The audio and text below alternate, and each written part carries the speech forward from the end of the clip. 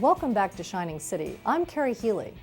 John Briscoe has made a career of looking at the world through the lens of water, who has it, who needs it, and where it's likely to disappear. Many environmentalists are looking beyond the current oil crisis to the next scarce resource likely to drive politics and the economy: water. Shining City sat down with the world's leading expert on water resources to ask the question, in the future, will there be water wars?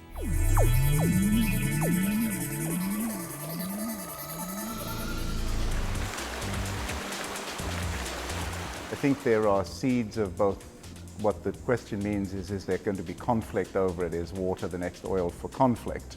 And I think there's some situations in which that's likely to be the case, but there are probably many more in which water is actually a vehicle for bringing people together. Well, certainly in the American West, there were fights over water. Indeed. Now, I think Uzbekistan and Turkmenistan are about to get into quite a conflict over what's left of the water supply there. So it's not completely impossible that this could be the source of conflict, but you're saying unlikely.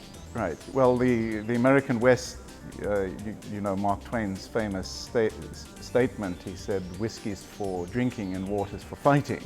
And yes, indeed, where water is scarce, as you said, in Central Asia, the American West, there has been conflict of a variety of sorts for a very long time.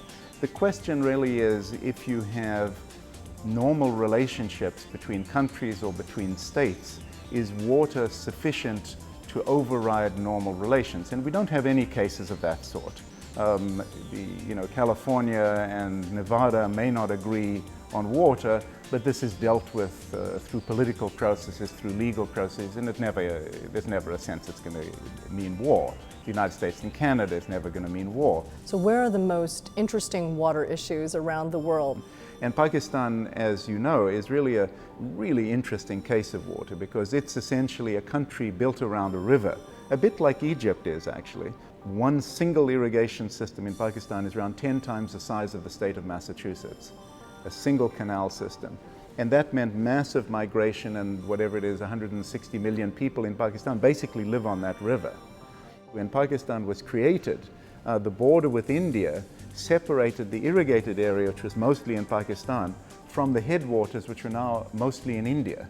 And there is a treaty between India and Pakistan done after 10 very difficult years of negotiation called the Indus Waters Treaty that governs the use of the waters of the Indus. And this treaty is under severe stress today, is a major cause of potential conflict between India and Pakistan. And obviously this isn't the only conflict in the region. So can you put the water conflict in the context of the conflict that most of the viewers are going to be more familiar with, which is the fight against Al-Qaeda and the Taliban that's also occurring in Pakistan at the same time?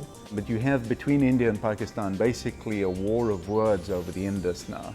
And this is with very little comprehension on either side of what the stakes are on the other side. And for me, the most worrying thing of all in this is that because water is such a visceral issue, in Pakistan, the Pakistani Taliban have seized on this issue as a sort of nationalist issue against India. And this is an extremely dangerous development. So let's bring the discussion back closer to home. Yeah. How about America's water supply? Is it secure? What should we be doing right now to make sure that America has enough water and good water in the future? Yeah, water is a very, very local issue.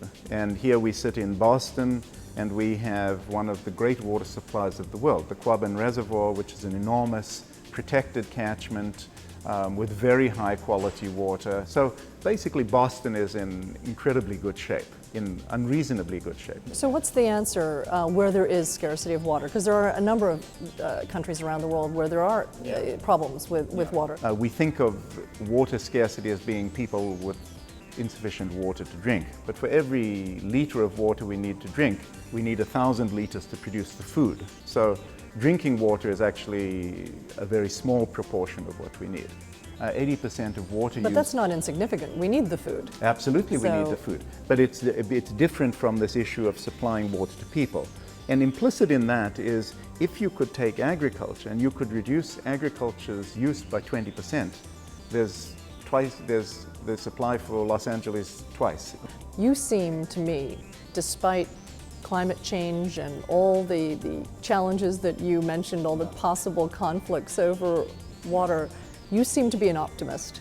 I think that there is no physical sort of arithmetic reason why these problems can't be solved. They're all absolutely soluble. There is no question about that. The question is whether we have the will, the political will, and the leadership to actually address them in the way that they need to be addressed, and that's the big question.